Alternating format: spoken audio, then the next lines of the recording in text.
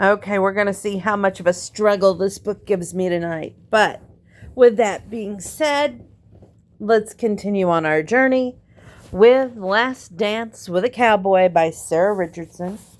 Here we go. Layla wasn't sure how to answer that question. August's sister knew about their arrangement, so it wasn't like she had to pretend.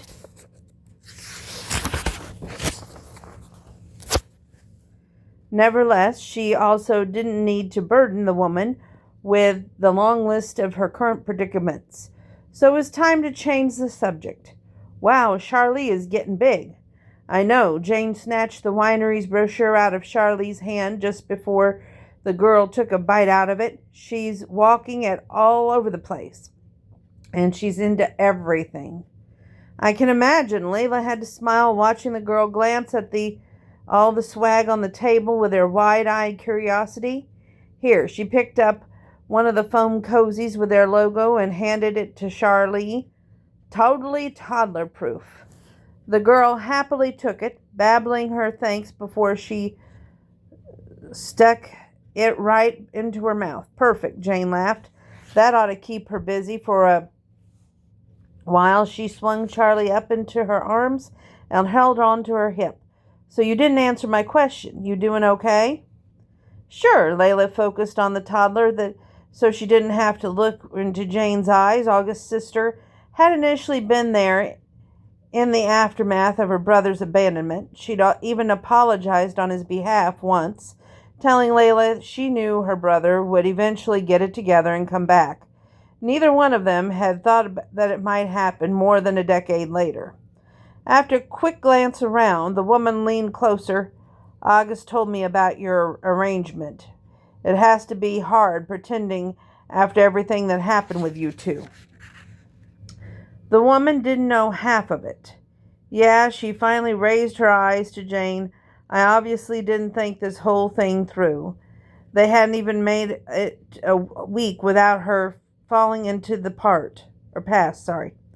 If she'd spent more than 5 minutes with him and her mint chocolate chip ice cream cone, she might very well have kissed him right in front of Ryan. Every time she saw a glimpse of who he used to be, of how they used to be together, she was tempted to forget the way he abandoned her. How was she supposed to keep this up for a few more months? Maybe it'll be good. The woman switched Charlie to her other hip. I know things ended badly between you two, but August has changed a lot since back then. I mean, look at him. The gesture to where August and Ryan stood at the archery display, shooting arrows at the target. I never thought of him as a family type of guy, but he's seriously the best uncle. The kids love him.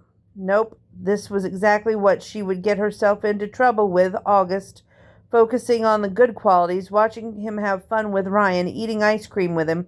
I thought I was over what happened all those years ago.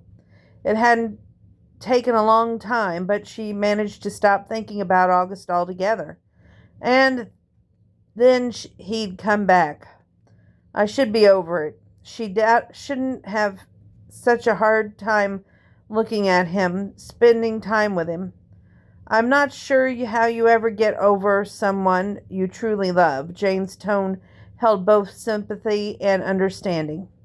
I did love him. She might have only been in high school, but she had given her whole heart to Augie, and she never quite recovered it. I know you did. Jane lowered her Charlie back into her stroller. The girl still seemed content to sit and gnaw on the cup cozy. I know that this might not help, but I really believe that he loved you too, the woman said quietly. In his way, he's trying to make up for how things went. Was he, or was he here only for the benefit of his career? Thanks. She didn't know what else to say. I'm here if you ever need to talk or anything. Jane's smile turned snarky. Or if you want me to put him in his place, you let me know. A laugh lightened her mood. I might take you up on that. Any time. I'm happy to get in his face. Jane waved at Toby, who was now talking to August and Ryan near the games. I better go find Miss Charlie some real food before she has a meltdown. But let's get together soon. I'd like that. Leela hadn't had a lot of time to do anything other than work and take care of Nana over the last several months. Give me a call, Jane said as she walked away. I will. Maybe after the event. It would be nice to rekindle some of the connections in the town, to put down roots again. She could use a friend to help her through this next few months, especially a friend as non-judgmental as Jane. Looks like you could use some fun, Blake approached from the table he set up to promote his dental office a few booths down. He didn't appear to be the typical dentist, at least not the dentist she'd experienced. The man had a friendly white smile naturally, but he was also casual, usually wearing jeans and a t-shirt when he wasn't dressed in his scrubs. He wore his black hair longer and had an overall rock and roll vibe about him. Or maybe she simply thought of him as a rock and roll guy because he played the classic rock station in his office. I meant to ask you this earlier. How did you manage to get this whole morning off? She asked, returning the friendly smile. His practice was always completely booked. She had an appointment with him not long after moving back, and he immediately put her phobia of dentists to rest with his humor and approachable smile. When he asked her out the next day, calling the winery, she accepted, wondering if maybe she could finally manage to fall in love with someone else after August. But after a few dates, she told him she only wanted to be friends. And he had been a friend, namely texting her to check in after her grandmother's treatments and dropping off meals when they came back from the appointment in Denver. Don't tell anyone I'm here. His eyes scanned the crowd. I really should get back to the office, but I was thinking about trying out some of the carnival games over there. First, care to join me? I don't know. There wasn't as many people milling around the promotional booths now. Everyone seemed to be playing games or enjoying the treats from the various food trucks and stands. Besides, if Layla wanted to find more people to invite to the event, her best bet would be to head over to where the fun was happening. I guess I could take another break for a few minutes anyway. She checked on Nona, who was now surrounded by a cluster of Silverado Lakes Quilting Club members a few feet away from their booth, most likely discussing what Layla and August's wedding quilt should look like. Let's go. Right now, before they started asking about her patterns and fabrics. I would love to play some games. Maybe I'll win you one of those stuffed unicorns. Blake held out an arm like a true gentleman. He might be a rock and roll guy, but he also had a chivalrous quality about him, like when he offered his hand to help her out of the dreaded dental chair and always stepped aside to let her go into the hallway first. He would make a great partner for someone, if only she'd been more attracted to him. Where should we start? He asked as they paused by the bottle ring toss. I used to be a pitcher in high school, but throwing in is my only skill.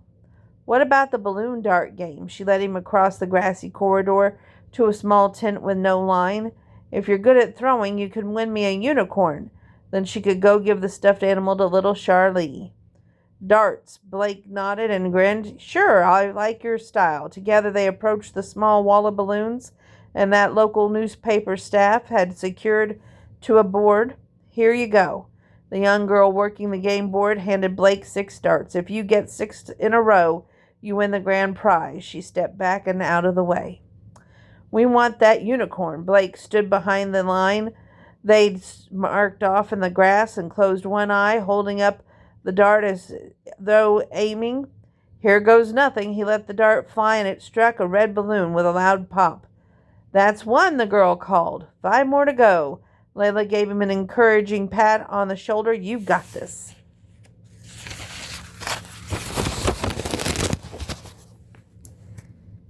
I hope I've got this. He seemed to set his aim again and then One after another, he popped 5 more balloons in a row.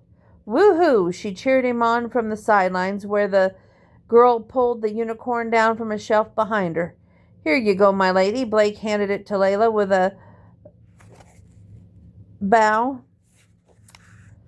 One stuffed unicorn. Thank you. Charlie will love. Hey! August marched over between her and Blake, eyeing the unicorn. I've been looking for you. Oh, really? He had? Not 10 minutes ago, the man had been completely occupied with Ryan. What do you need? Instead of offering her an answer, August faced Blake. I'm August Harding, Leela's fiancé. For a second, she was too stunned to speak. What the hell was he doing? He come all the way over here just to let the man know that he had some claim on her?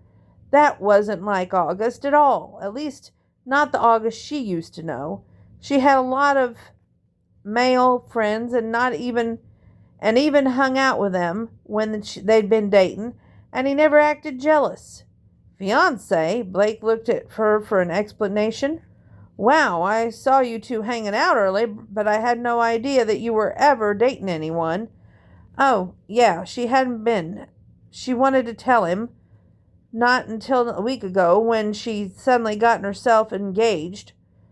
Sorry, I guess it never came up. Suddenly she noticed the stares starting to come from all around them. Right. Blake started to back away as though he didn't want August to get the wrong idea about them. Well, congratulations, you two. I should get back to my booth. Layla's face burned. Blake, wait, I'm sorry I never said anything. He probably wondered why she had held out onto him when he was constantly entertaining her with stories about the women he dated. No worries, he waved her off. We should get together for coffee soon, though. He raised an eyebrow and told her that she had a lot of explaining to do. Right, for sure. Why did her voice suddenly waver? She hadn't thought twice about playing a game with the man, and yet here August stood, his shoulders as rigid as his expression on his face. The few people who stopped to watch them shuffled on past, but for some reason it still felt like all eyes were on her and her fake fiancé. Mortification transformed into anger, and Leela quickly turned on her heel and marched away from the balloon dart game, her feet blazing a trail toward the parking lot. She wasn't about to make a scene in front of everyone like August had. Where are you going? He demanded behind her. She kept walking. I'm going to put my unicorn into the truck so I don't have to carry it around. She needed another break, a second to hide from the eyes the excited squeals from her grandmother's friends. She would have to give Charlie her present later. Right now she had to get away from the man who was currently following her so she didn't yell at him in front of the whole town. Thankfully, no one had congregated in the parking lot. Layla made it to the truck and tossed the unicorn into the back, barely acknowledging the beeps as August used his key fob to unlock the vehicle's doors. When she turned around, he stood directly in front of her. What the hell was that all about? Forget not making a scene. He's totally embarrassed her in front of Blake and whoever else had been watching. The man happens to be my friend, thank you very much, which is more than I can say about you. You almost blew our cover, August shot back. What if your grandmother saw you flirting with that guy? What would she think? Flirting? Leela laughed. If that was flirting, she was too in big trouble. We weren't flirting. We were talking. August had no clue about her relationship with Blake. I was watching him play a game so he could win me a unicorn that I could give to your niece. Last time I checked, it wasn't against anyone's vows to have a conversation with a friend, but August's shoulders remained rigid, and anger flashed in his eyes. It's not like I was cheating on you, she whispered loudly. We're not engaged. I know. He blew out a sigh and it seemed to wilt right in front of her. You're right. Sorry. I didn't mean to embarrass you. August planted his hand against his top of his extended cab and stared at the ground. We're not together, really. Then why? She watched carefully. Why did you seeing me have fun with Blake bother you? God lay. He dragged his tortured gaze up hers and stole the breath from her lungs and with a single look. Being with you, I forgot. I forgot that I screwed everything up. I forgot things aren't the way they used to be. And I take one look at you and his jaw seemed to lock. And what? She croaked, unable to look away. It felt like it took him a year to answer. Maybe longer. Her heart beat mercilessly against her ribs, punishing her with a growing ache. And I remember why I loved you so damn much, he finally uttered. She remembered, too, not why he loved her, but how. As much as she wanted to forget, she remembered how he always looked deeply into her eyes for so long before he would kiss her. She remembered how his hand would always find hers and hold on, no matter if they were sitting in their art class or walking in the vineyard together. She remembered how he would sing for the perfect song to her, whether she was happy or sad or in need of cheering up. In those moments, she never felt more loved by anyone else, ever. I have no right to want you, he said, the words almost to himself, as though he was trying to make them sink in. He did, though. He wanted her. She could read it, that he want to in his eyes, that tormented look that made tenderness bloom in her heart again. Leela had no idea when she ended up so close to him, but as she clenched a fistful of his shirt in her hand, she didn't know if she wanted to push him away or pull him closer. Her heart was flying away from her now, bringing her outside of herself. Only one man had ever made it beat like this, frantically and out of control. I have no right to want you. August spoke the words with more force this time, but the tone only made her blood rush faster. She could no longer make a sound decision, so she pulled on his shirt, bringing him close, standing on her tiptoes so she could touch her lips to his. The shock of the small brush of a kiss nearly knocked her back, but August's arms came around her steady and sure. He eased her back against his truck and caressed her lips with his, luring her into the same rhythm that they'd perfected long ago. Leela inhaled him in spice and pine, and as she tasted the mint on his tongue from the wintergreen gum that he always liked, so familiar and yet all new too. Every kiss they shared was branded into her heart, but this was not a boyish August. There was an urgency behind that kiss that hadn't been there when they kissed when they'd been kids messing around.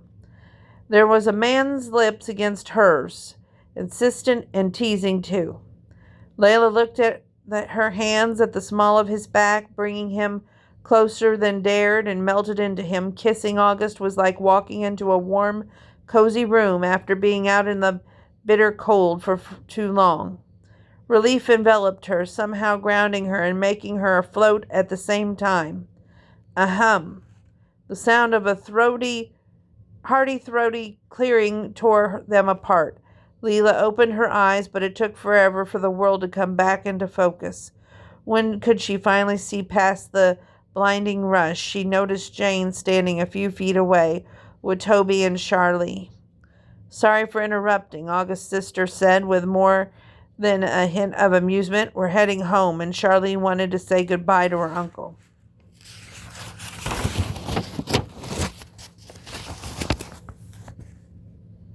August didn't even turn his head toward his sister's voice. Instead, he continued to stare into Leela's eyes. Goodbye, Charlie. See you later. Jane laughed. Ha!